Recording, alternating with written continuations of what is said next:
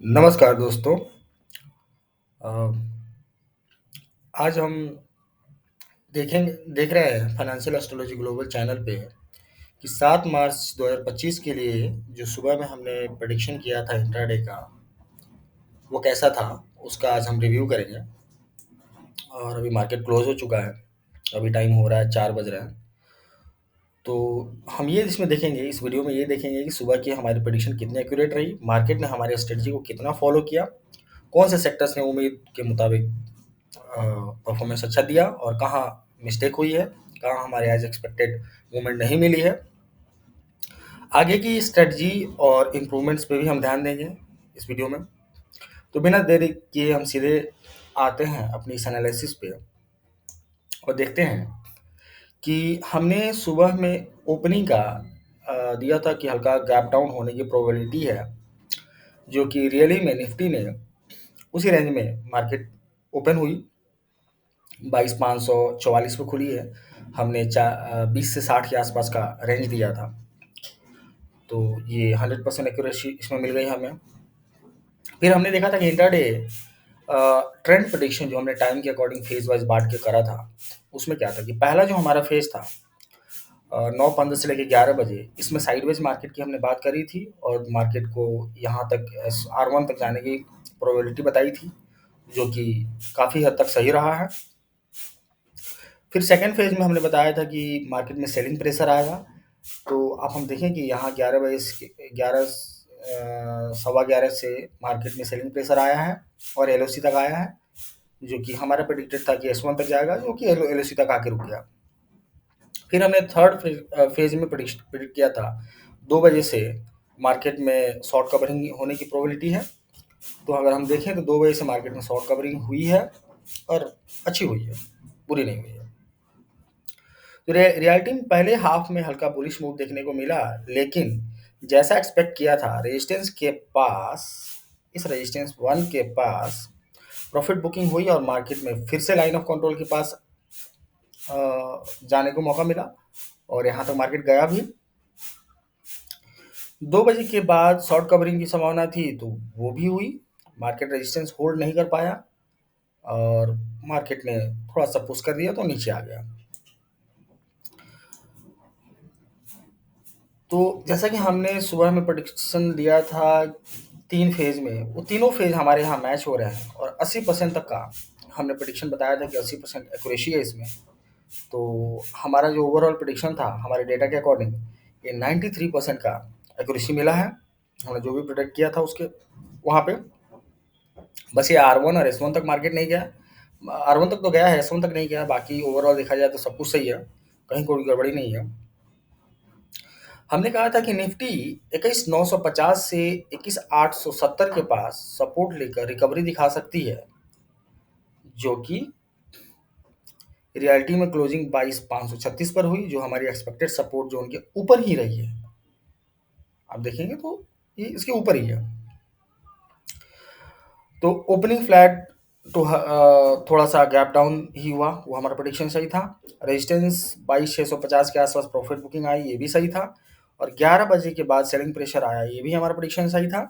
और sector wise में हम चलते हैं कि फार्मा मेटल स्टॉक्स ने स्ट्रॉन्ग मूव दिखाया और हमने हमारे में गड़बड़ी क्या हुई कि 2 बजे के बाद शॉर्ट कवरिंग की उम्मीद थी, लेकिन मार्केट वीक क्लोज हुआ। आईटी में एक्सपेक्टेड वीकनेस उतनी नहीं दिखी, बल्कि कुछ स्टॉक्स रिकवर भी हुए हैं। ये हमारी मिसिंग पार्ट थी आज के दिन में। और हमने ट्विटर पे भी डाला था कि जो पहला ट्रेड जिन्होंने बनाया होगा, इस जर्नी को जिसने भी कैप्चर किया होगा, उनको पहला ट्रेड मिल गया और दूसरा ट्रेड भी यहाँ यहाँ से मिलने की ये वाली प्रोबेबिलिटी थी। तो छोटे छोटे पॉइंट्स तो मिले जरूर होंगे। तो उसी तरह अगर हम पहले ट्रेड को एनालाइज करें कि हमें क्या मिला, अगर हम पहले ट्रेड में 20 लॉट में अगर काम करे होते तो हमें एक छोटा सा अमाउंट मिल रहा था, इतना हमें मिल रहा था। तो बुरा नहीं था। क्योंकि आज का मार्केट भी कुछ खास था नहीं, तो उसके अकॉर्डिंग हमें प्रॉफिट अच्छी खासी हो गई है, कुछ बुरी प्रॉफिट नहीं हुई है। तो और मिस होने के जो हमारे प्रोबेबिलिटी बनी लास्ट में, जो चांसेस नहीं थे मिस होने के और मिस हुए हैं, उनके कारण क्या थे? ग्लोबल क्यूज, यूएस मार्केट ने अचानक वीकनेस से भारतीय बाजार पर दबाव डाला। एफआईआई ने सेलिंग करी। आपको एफआईआई का रिपोर्ट सामने मिलेगा, बट मैं बता रहा हूँ कि एफआईआई ने सेलिंग करी। और टेक्निकल सेलिंग देखा जाए तो निफ्टी ने हायर टाइम फ्रेम पर स्ट्रॉन्ग रेजिस्टेंस फेस किया। ये जो लेवल था, ये स्ट्रॉन्ग रेजिस्टेंस था। अगर आप देखें इसको कुछ इस तरीके से देखें, कुछ ऐसे देखेंगे आप, मैं दिखाता हूँ।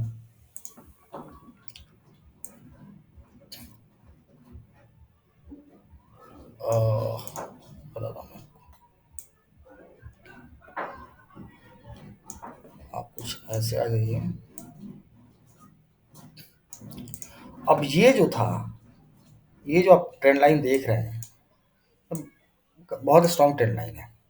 आप देखेंगे ये ट्रेंड लाइन बता क्या रहा है कि मार्केट ऊपर से चला, इसको ब्रेक डाउन दिया, इस ट्रेंड लाइन को ब्रेक डाउन दे दिया, और फिर ये रिट्रेसमेंट हुआ, और रिट्रेसमेंट हुआ, अब फिर वहां से प्राइस एक्शन बनाकर मार्केट नीचे कुछ ऐसे गिरेगा। तो ये तो रेजिस्टेंस का काम करना ही करना था, तो वही हुआ है आज के दिन में। तो रेजिस्टेंस अपना काम किया है। हाँ जी। तो अपलानेटरी फैक्टर्स में कोई बड़ा न्यूज़ या फिर इवेंट ट्रिगर नहीं हुआ जिससे शार्प मूव नहीं दिखा।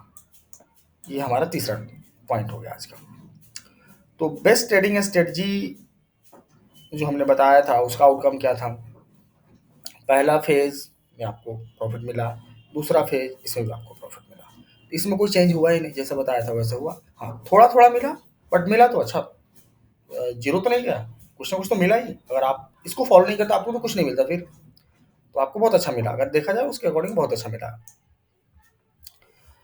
हमें बुलिश और बेरिश दोनों का सेटअप अच्छा बन गया था, उसमें कोई प्रॉब्लम नहीं थी। सेक्टर परफॉर्मेंस में अगर देखा जाए तो फार्मा एफएमसीजी जैसा सोचा था, मार्केट स्टेबिलिटी की वजह से फार्मा स्टॉक ने अच्छा प्रदर्शन किया। मेटल स्टॉक्स भी काफ़ी आउट परफॉर्म किए हैं आज के दिन में। IT sector, banking sector, auto sectors, इन लोगों में जो बेरिशनेस की बात करी थी उसमें हुई है, बेरिशनेस तो दिखी है।